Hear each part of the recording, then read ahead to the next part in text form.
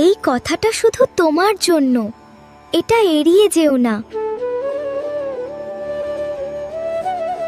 তুমি শান্ত থাকো, যা তোমার তা কেউ নিতে পারবে না।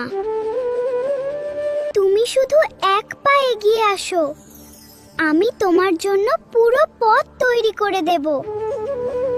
তোমার জীবনে যা হচ্ছে সবই তোমাকে শক্তিশালী বানানোর জন্য। মন খারাপ হলে আমাকে স্মরণ করো, আমি তোমার মন ভালো করে দেব।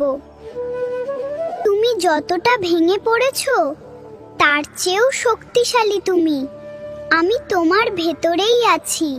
তোমার বিশ্বাসই তোমার সবচেয়ে বড় শক্তি, এটা কখনো হারিও না।